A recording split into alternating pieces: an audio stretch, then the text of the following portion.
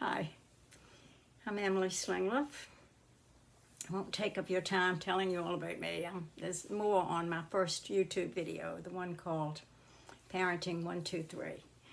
But in a sentence, I've been studying parenting and writing about it and speaking about it, passing on what I'm learning for many years, and I hope this is helping.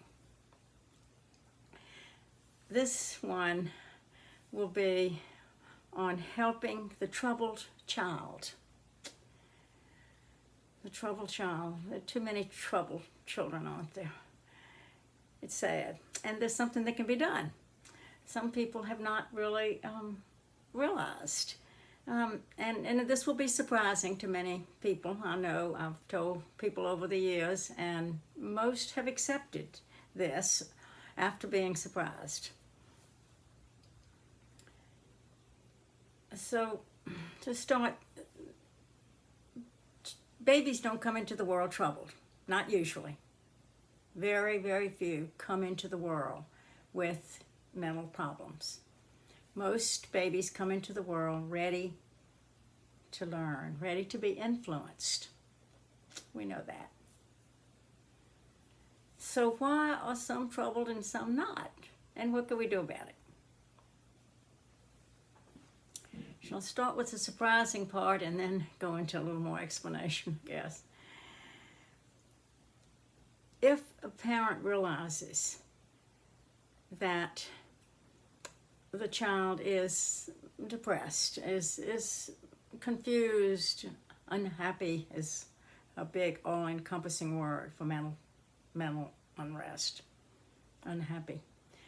If a parent realizes that, maybe the parent has heard from a first grade teacher. That happens sometimes if a parent hasn't noticed it before. A first grade teacher, unfortunately, often has to call a parent and say, I just want to tell you that your child does not seem to be paying attention to me, the teacher, and does not quite seem happy with the other students or with me or caring about learning. And I just wanted to tell you because you're the parent. At 6-year-olds, there's something the parent can do. And if the parent has noticed it earlier, that's good. The sooner the better. All right, this is what the parent can do. She can say, now I'm saying she for the parent, but I mean she or he, either parent, and I mean she or he for the child. I just won't say it that way each time. But the parent can say to the child, I want to talk to you about something really important. I think you'll like it, and we should set a time. Nobody's going to come in the room where we are, just you and me. And hopefully do it right away. I mean, why put off things? The sooner the better. What was it? I used to be told, he who hesitates is lost. That's maybe not the best way to say it, but why not go ahead right away and choose a time that nobody's going to interrupt, and maybe have the child and parent sit beside each other on a sofa. And maybe take 2 Coca-Colas or 2 lemonades, whatever the child likes, and maybe hug the child first of all before starting to talk, and then say, this is what I want to say. I know you're upset, not as happy as you could be, and name whatever you like, it's true. And say, it's my fault.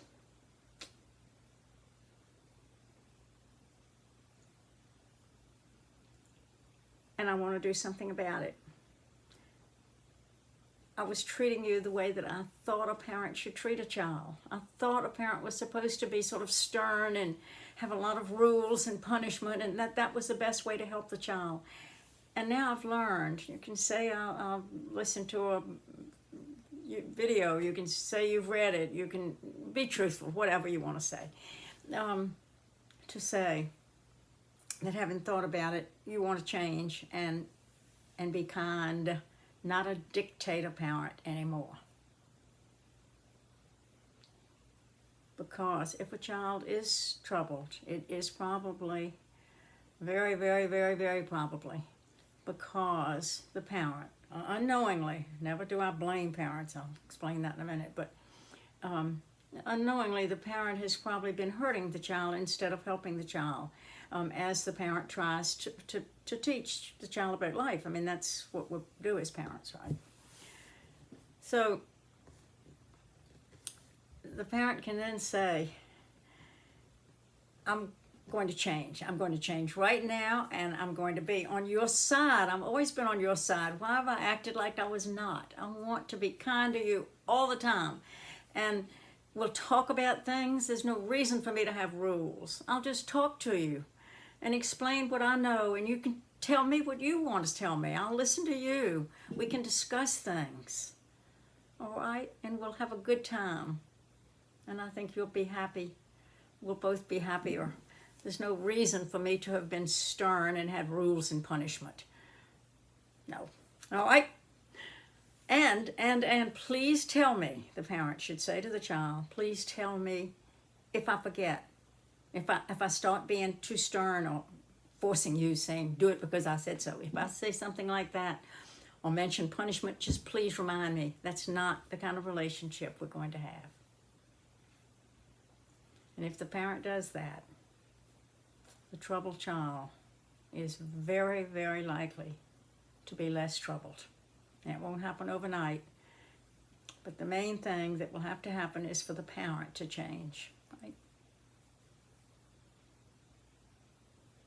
Some of you may be thinking, I don't know about what she's saying. I'm not so sure it's a parent's fault. Some children just have bad influences. Every influence in life matters. Yes, that's so correct. Every influence matters as long as we live. But influences build on the ones that were there in the formative years, that were put there in the beginning. The formative years are called formative because they're formative. So when a parent complains about a troubled child, truly the parent is complaining about the way that she treated the child. Children don't become troubled if the parent has been kind, always ready to talk to the child. Ready from the beginning to answer the baby's cry from the crib. That is so, so important. I've written about it, and I've done a YouTube video, answering the baby's cry. And most of us were told not to go to the baby crying in the crib because the baby would be spoiled. The baby grow up thinking get everything he wanted. But that's not right. And now people are learning it finally, realizing it.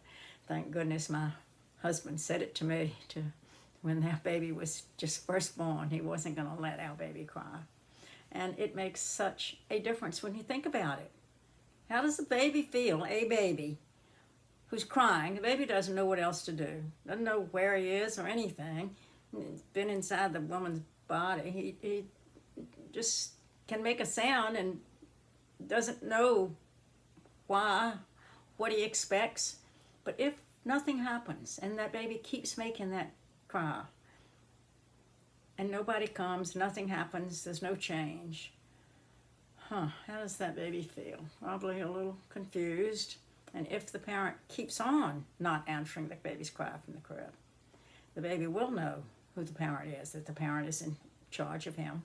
And it will make the baby sad. It will make the baby unhappy with life. But imagine if you were the baby lying there and immediately in came one of the parents and picked you up and said, I love you, and held you close. Holding a baby close is so important. Holding the baby close for long times gives the baby security that lasts a lifetime. Those formative years matter. And the parent saying, I love you, and holding the baby close, coming when the baby cries, immediately changing the diapers, giving the baby milk, bringing the baby where the parent was, whatever, to make the baby happy. And it makes the parent happy too. The parent wants to enjoy the child. wants to help the child. What most parents do. Now, there are a few who are sorry they have the child, and if so, I wish all of them would give the baby up for adoption. There's birth control and there's adoption. And what we really wish is that all babies that are born are wanted and loved by the parent. And this would be a different place if every parent showed that love to the child. So back to the crying from the crib being important. Also the toddler times when the baby starts talking and asking questions. You know, some parents complain and say, oh, my child won't stop asking questions. The way the parent should do is answer the questions. And the more the parent answers the questions, the more the child will learn, the happier the child will be.